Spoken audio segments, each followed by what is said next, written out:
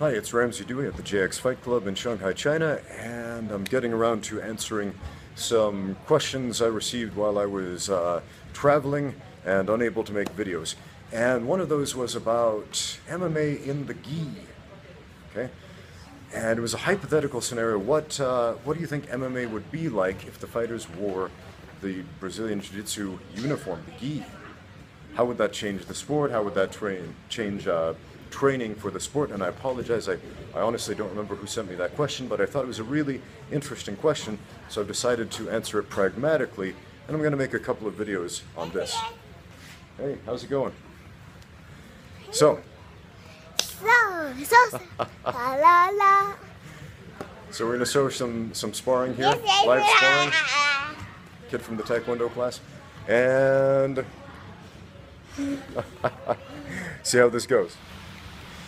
So we're going to do 2 rounds of MMA sparring, 5 minutes. First here in the gi, light contact, a modification of unified rules. We're not throwing elbows or knees directly at the head, to the body. That's fine. We just don't want to open up cuts and turn those gis red.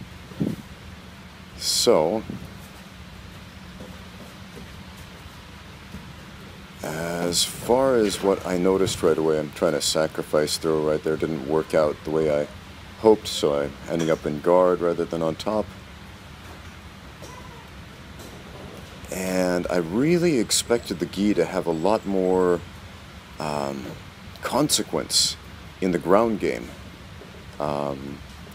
When we started striking, I thought that the gi would nullify a lot of the strikes, because of the grips, because those become so annoying in Brazilian Jiu-Jitsu competition without the strikes, but it didn't factor in as much as I thought it would. Again, this is the first time I've done MMA sparring with the gi on. I mean, I do MMA sparring all the time, I do Jiu-Jitsu with the gi on all the time, but I never had the idea to do both together until I got the question from one of my YouTube subscribers. Now right here, Vitaly, he's really good with that straight ankle lock, and he would have probably had that without the gi, because as you saw, my leg was right under his arm, but because I was able to hold on to his lapel, you know, he couldn't finish the move. Now again, this is a situation, this turtle position, where without the gi I felt I would have been able to slide out. Tried for the Peterson right there, and yeah, this would have been quite a bit different without the gi here. I'm kind of stuck in a goofy leg scissor, attempting that back mount escape. Okay, and that extra friction really does make it more difficult. Whereas no gi, especially if you're sweaty, I mean, fighting without a shirt, for example, in an MMA fight, under 110-degree stage lights, you get sweaty and slippery really fast. It's like oil wrestling almost. Now this was interesting. I noticed I could grab the lapel and simply throw my right hand at will and use my reach advantage. Really similar to an old boxing technique where you step on the guy's shoe, and if you have a reach advantage, you can just kind of pick him off a little bit till he's able to get his foot out.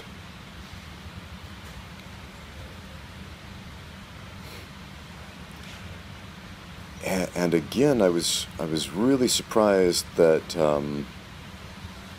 the striking phase on the ground wasn't as affected as much as I thought it would be. Going for a triangle choke right there. Here is one thing. Vitaly is really slippery. He's a slippery guy. And he's a skinnier guy, and skinnier guys are much harder to catch with triangle chokes if you got big legs.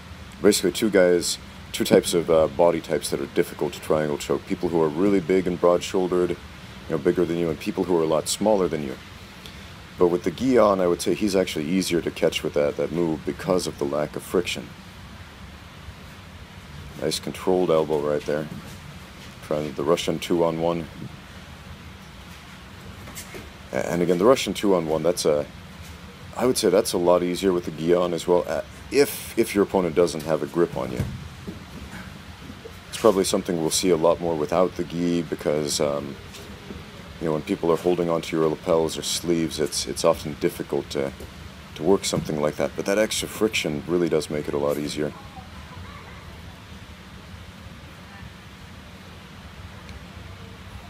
But yeah, the thing that surprised me the most was that on the ground, in the guard, that trying to tie up your opponent with the grips didn't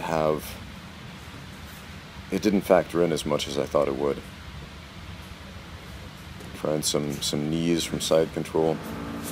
Oh, he's going for that arm bar.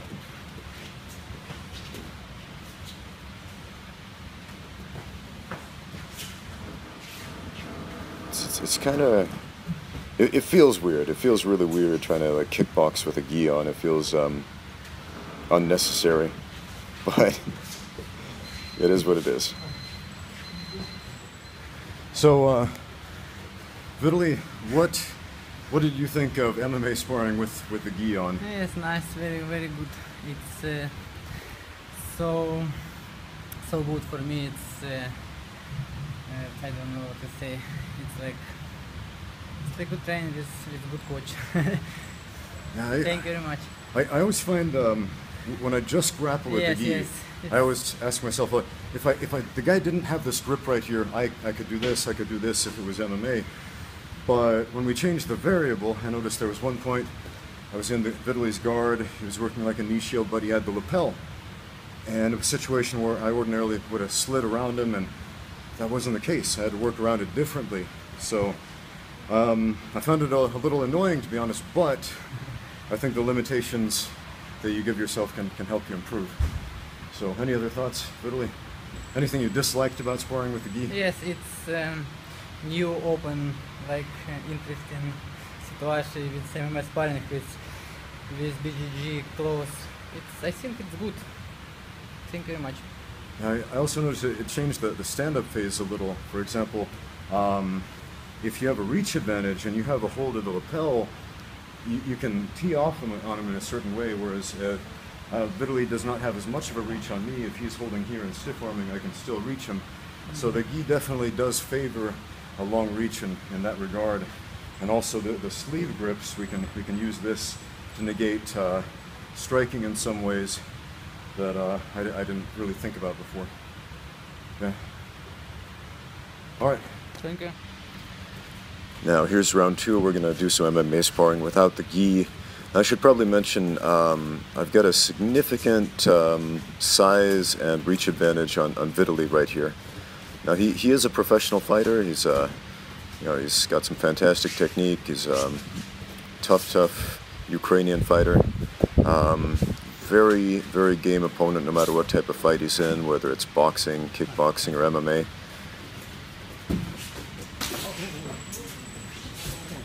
Trying to use my reverse punches. It's a speed bag technique there to set up my right hands there. He doesn't want to play the guard game. Remembers that triangle choke from the previous round. Very good shin blocks.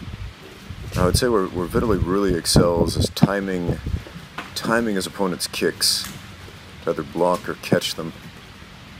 He's really good pulling off a takedown from catching a kick.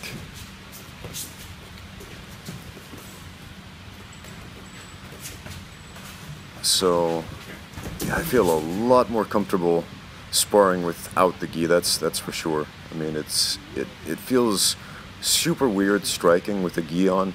I mean, there is a sport where they do that. I mean, yes, there's combat sambo where they wear the jacket, but there's also what's called German jiu-jitsu, and a lot of people might not be familiar with that. It's basically MMA with a gi on. Again, German jiu-jitsu. You might want to Google that or look it up on YouTube.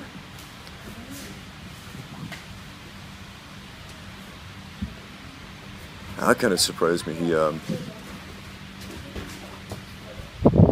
managed to half Granby roll out of an omoplata attempt, which is something I actually started doing myself after we had this sparring match. I reviewed the video because I felt like that omoplata was on tight. I was thinking, is he double jointed in the shoulders? No, just good Granby roll. It's something we warm up with every day. You know, 5 to the left, 5 to the right.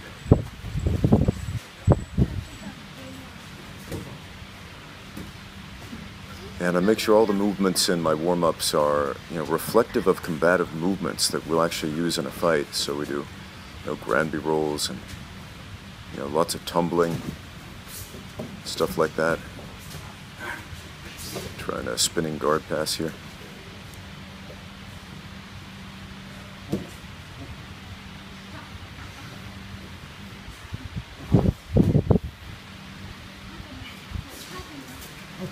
Back mount seems like a simple position until you're fighting somebody who's spent some time there, and then, man, there's so much hand fighting that goes on. Those pesky hands get in the way. Now, strikes can help a lot. If you're doing straight jiu-jitsu, especially jiu-jitsu with the gi, with all those extra grips, there are tons of ways to tie that up. But yeah, you can use those little strikes to the side of the head to distract your opponent, to get their focus elsewhere besides the hand fighting.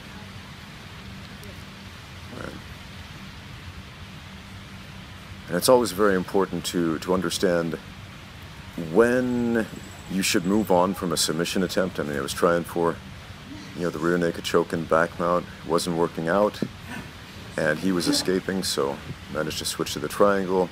He was escaping the triangle, so I switched to the armbar right there. So we don't have to have a million contingency plans when we're fighting. Instead, from every major position, just have a good plan A and a good plan B. When plan A fails, you know, go for plan B, and when plan B fails, go back to plan A. Again, fighting is simple. Good fighting is simple. That doesn't mean it's easy. That just means it's simple. Okay? Position, then attack. Position, then attack. I really like those knees and side control. What was it, like almost a decade ago? John Jones, he fought Stephan Bonner. It's the first time I saw it in the UFC.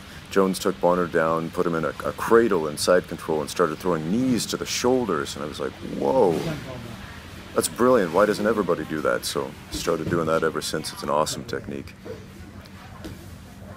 And he's got those crazy legs going on there. Couple of seconds left in the round, trying for a Hail Mary leg lock. Alright, so it's the first time I've done MMA sparring with the gi on, and what surprised me the most was how much of a difference it made in the stand-up phase. I really thought it would make more of a difference wearing the gi on the ground, because there are so many more submissions and stalling techniques and grips that you have on the ground.